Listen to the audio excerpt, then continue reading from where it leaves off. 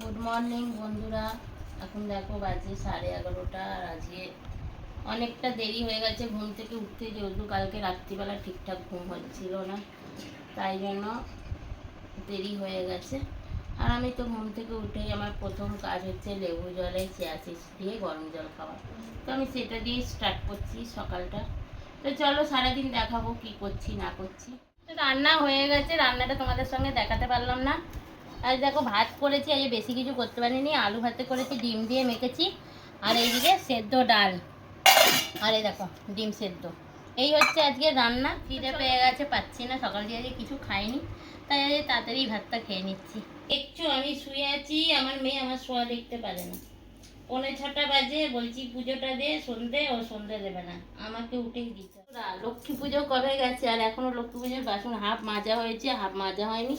ওরে এত বড় মেয়ে বাসন মাজতে পারে না, সব আমাকেই করতে হয়। তো কি বলবো বলো, যেদিন আমি পারবো সেদিন মাজবো, থাক পরে। আমার জন্য চা বানিয়েছি, আর ওর জন্য হরলিক্স। খেতে চায় না হরলিক্স, কিনে এনে রেখে দিয়েছি। বানিয়ে দিলে খাবে, নালে খাবে না, জোর করে করে বানিয়ে দিতে হয়। চলো খাই সন্ধেবেলা। তো রেডি হয়ে গেছি আমি সন্ধে টন্ধে দিয়ে। এখন 7:15 বাজে, একটু বেরোবো, মাংস আনতে যাবো, যেহেতু সকালে আজকে আলু সেদ্ধ ভাত খেয়েছি, তাই জন্য একটু মটন আনতে যাচ্ছি। মটনটাই রান্না করব আজকে, করলে আমার কালকে রবিবার একটু বেশি করেই করব, কালকে আর করতে হবে না, শুধু ভাত করলেই হয়ে যাবে। আর ভাতের সাথে যদি কিছু করি। তো চলো আমি এই মাংসের দোকানে চলে গেছি, আর মাংসের দোকানে দেখো অনেকটাই ভিড় পড়েছে, তাই লাইনে দাঁড়িয়েছিলাম।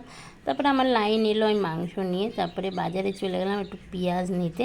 পেঁয়াজ শেষ হয়ে গেছিলো, আলু ছিল ঘরে, পেঁয়াজটা নিয়ে নিলাম, দিয়ে চলে আসলাম আবারও বাড়িতে।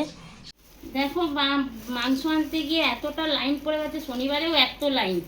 তো লাইনে দাঁড়িয়ে আমার গরম লেগে গেছে, আবার অতটা দূর হেঁটে হেঁটে গেছি।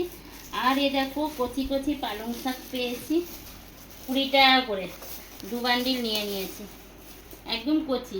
কালকে করবো এটা, নিয়ে নিলাম। আর সকালে আমাকে বাজার যেতে হবে না। আর মূলো, মূলো দেখেছো, এই দুটো মূলো 12 টাকা, ছোট ছোট মূলো। আর ঘরে বেগুন আছে, সব আছে। আর সিম নিয়েছি একটুখানি, 300 টাকা কেজি সিম, 100 সিম 30 টাকা নিয়ে এসেছি, কালকে এগুলো হবে। মাংস এনে আমার ধুয়ে রেখে দিলাম আগে থেকে, তারপর আমি সব করে নিচ্ছি, তাহলে তাড়াতাড়ি হয়ে যাবে মাংসটা। এই যে মশলা পেস্ট করা হয়ে গেছে, এদিকে আলুও কাটা হয়ে গেছে।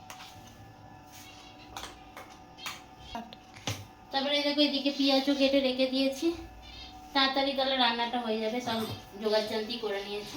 চলো এবার